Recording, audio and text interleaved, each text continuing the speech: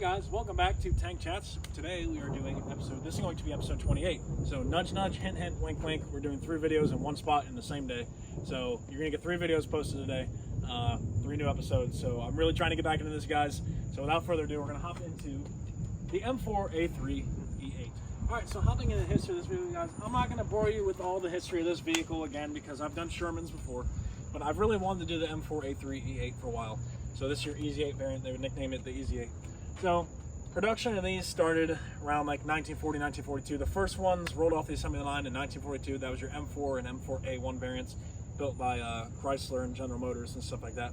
The ones you see in the old film footage of them coming off the factory line. The predecessor of these was the M3 Lee, as I like to call it, the bitch Lee, because I hate that thing in World of Tanks, and so does my dad. So we don't talk about that tank. That tank's been shunned. Anyway, so M4A3E8. This is a later variant that was used, a later variant of the Sherman. These were probably developed, they were being developed in 43, but didn't see action until late 44, early 45. The reason why is because they were figuring out how to mount the 76mm gun inside a turret of a regular Sherman, but because there were prototypes that eventually led to the Pershing, the T-23, they eventually used that turret and put it on top of the M4A2 or A3 hull, which hence gives you the M4A3 or A2 variant of the Sherman. So they took those turrets and put them on, slapped them onto these guys. So you're looking at the T-23 turret on there. That's what they were used for. So they saw combat throughout the end of World War II. They fared decent. They weren't the best, but they fared decent against German armor. They could penetrate a Tiger frontally from about 800 to 1,000 meters because of the 76mm gun. And they did have an HVAP round, so high velocity armor piercing, that would actually be better for shooting through a Tiger or heavy armored vehicles like Tiger 1s, Panthers, Jag Panthers, stuff like that. So these theoretically could beat them in combat, but not all the time the case. So these were used from 1944 to 1945. After the war, they were kind of put and used for training vehicles, and then once the Korean War kicked off in June of 1950, these were sent after the first batches of light tanks, so the M24 Chaffee, which we've done a video on. They were sent over to Korea, and these guys started being equipped to like medium tank companies or just regular tank companies. And you actually see some of them painted with the Tiger on the front of them, known as Ripper Shermans, because of the Chinese superstition of the Tiger being one of the predatory animals, one of their cursed animals, kind of deal like that. So they would paint the Tiger on these sometimes, but that would probably be after about towards the end of 1950 when they started doing that, because the Chinese didn't enter the war until about the time of the Chosin Reservoir in November of 1950. So these guys were used throughout all the way through Korea and saw service throughout the war. They fared well against T-34s. It was about same. They were about evenly matched tanks, but you would see these pick up more kills than the T-34s would during the Korean War. After the war, they were exported out, given to our other allies in other countries. And these remained in service with the U.S. till about 1957, but most of the time, by that time, you had the Pershings, you had the M46s and stuff that were being developed and taken overseas. So these were kind of in your back, like National Guard armories and stuff like that. The Israelis love these things, actually used the Sherman up until the 70s and 80s, where they took their own version, put a giant turret on it, put a 105mm gun in it, and they either used Easy 8 hulls or M4A1 hulls. They had the HVSS suspension. So that is the service history of these. These fared fairly well, and they were liked by crews. So with that, we're going to hop into the tour of the vehicle.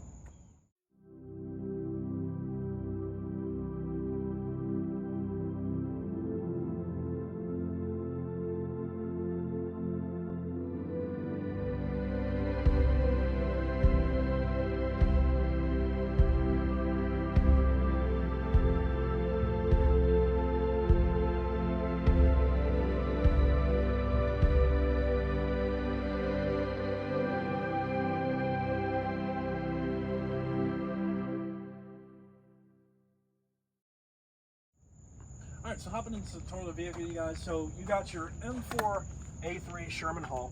So this had 63mm of front armor, so about 2.5 inches thick of steel. Like this said, this is not a heavy tank, this is a medium tank. It was meant for infantry support. The original doctrine actually for the Sherman was not labeled as a tank-on-tank fighting vehicle. It was labeled as for infantry support. So, and these could do just that. Right here you have a ball mount for a 30 caliber machine gun. You would have your drive lights here, but they have been taken off this one. You got your horn right here, iron bolt lifting plugs for railroad operations. Travel lock was on the front of the Shermans, so they could travel lock it forward, put the gun forward. You got your bush guards here for protecting the lights against brush and anything like that. Front fenders right here with rubberized tracks, and these little bits right here could be used for connecting end connectors, otherwise known as duckbills, that would make the tracks wider, that would allow them to go over mud easier. And these, we get a shot here, we'll get a better shot of it on the side, but these could have equipped with fenders just like you would see on the M26 on the Pershing. They would have fenders that go on the side, the dust covers that you sometimes see the British using in like North Africa. Down here you got more iron bolt lifting plugs down here. You have stowage for tools and stuff right here. You have your iron rivets that connect, that give access to the driver's area and the transmission. So you could pull this out and access the transmission and power pack and things like that. This had a crew of 5 right here. We're looking at, she has a very high profile. You're looking at your driver's seat right here with just a two-stick drive system that either is 2 forward, you just go forward, 2 back, reverse, in the center stop, pull it to the left, pull it to the right, So that's how you would drive these things, and you had a clutch and your just gas pedal, just like on a regular manual car. You have your co-driver over here who could replace the driver if he was hit, or also act as your radio operator and your 30 caliber machine gun ball mount operator. He would use the machine gun and use the radio. That's what his main job would be. I know a lot of y'all have probably seen Fury, and this is kind of what Fury is, but Fury I believe is actually an M4A3E8, but close enough to an Easy 8. This is an M4A3E8. So that does it for the front. We're gonna hop onto the turret. All right, so hopping up onto the turret here, guys. Oh, so this one, she's actually still a little bit open. Unfortunately, she does have a big ass lock on it. So we'll give you a little kind of exclusive shot on the inside here in a minute. But this one actually has your late war actually loading hatch. So this would be your loader's hatch right here. Your loader would sit here. This would be your loader. He's got his periscope right here, and this is actually a mount for a 50 cal. So this would be, you would put your 50 cal barrel into the mount right here. You'd have 50 cal right here. And sometimes what commanders would do is they would throw a 30 cal on front here, do a 30 caliber machine gun here. So this is your commander's seat. He's got his vision periscopes here with the bullet resistant glass, quote unquote. And the gunner would sit right in front of him. And this is your gunner's periscope right here. Actually, you can see she's come off, but that would be your gunner's periscope. And like I said, commander's hatch right here, and he has his periscope right here, and he'll be able to peer in and out of the vehicle. As we can see, this one's stamped. I believe this is actually a Chrysler Sherman, or a Chrysler turret, something like that.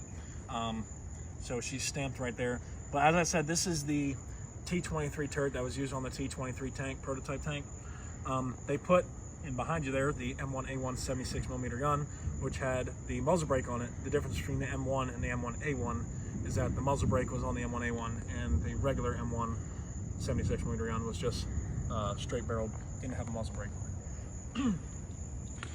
On the front here, just like kind of your later war tanks, you do have your mounts for a canvas covering here to cover the front of your turret. Right here, this will be your gunner sight. She's been taken out there, and then you'd have your coaxial 30 caliber machine gun in it. So you would have 2 to 3 30 caliber machine guns on this and 150 cal for anti-air purposes. Back here, on the back of the turret, you have, so as I said, this is your 50 cal mount. This would be ventilation and commo. This would be your commo mount right here. And you'd have your antennas and stuff sticking out. You'd have spare 50 cal barrels back here. Any equipment you'd want to throw onto the back. So that pretty much does it for the turret, you guys. We're gonna hop down and get off on the side of the vehicle.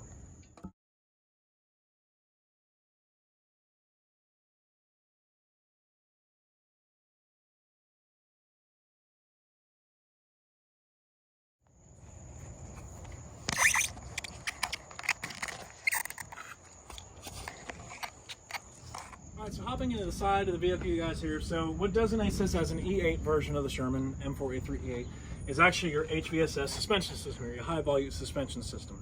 This would have hydraulics and individual torsion bars that would move with the suspension as it went over rough terrain. You have 1, 2, 3, 4, 5, 6 road wheels, and you have your back drive wheel. And because this was not, well, this was a later war tank, but you weren't getting into the main battle tank doctrine idea yet. That wasn't an idea when these were being produced. So your drive sprocket is actually in the front. We were talking about that in the last video with the T30. So your drive sprocket is in the front, your road wheel is in the back. So a little bit of a difference between kind of later war tanks and mid-war tanks. Got your show number on the side here, extra track links, and like I said, these could mount dust covers. You would see them being used in North Africa by the British. They would cover to about down here on the fenders to keep dust and debris out.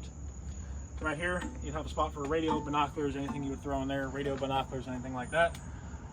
So infantry could talk to the crew from outside of the tank to the inside. You have two big support wheels and two smaller support wheels that would help flow the track along, or three smaller support wheels that would help flow the track along as you were driving. These vehicles could do about 30 miles an hour, so you crank her up, you get her going pretty good. So that'll do it for the side. With that, we're going to hop into the back. All right, so hopping into the back of the vehicle, you guys. So since this is an M4A3 variant / the E8, you had a Ford GAA model gasoline V8 engine.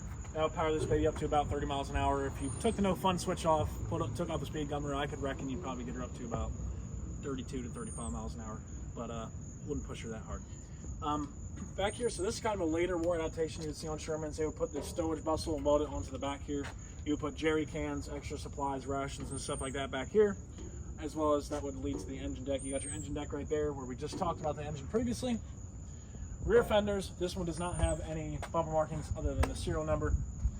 Down here is your exhaust, and you can pull these open to kind of access the engine as well as from the top. Iron bolt lifting plug here, blackout service drive lights for night operations. And this mount actually right here, you see where these bolts are. I believe this is actually, you could switch out where we showed you what was known as the talk box, the binocular box earlier. You could put it right here as well.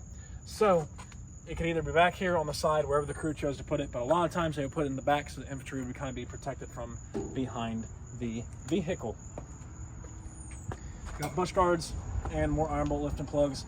And that pretty much does it for the back, you guys. You can see the rear of the tracks there. Just kind of show that they're rubberized. Like I said, they could have the extensions of the duckbills on them, but you don't see that always, all the time. So with that, we will hop into the closeout of this video, you guys. Once again, you guys, thank you for tuning in to episode 28 of Tank Chats. Today we looked at the M4A3E8 or EZ8 Sherman. Very reputable vehicle, a nice military history. I've been wanting to do one of these for a while, and I figured while we're here, I might as well go ahead and do it. So stay tuned for the next video. I'll see you guys in the next one.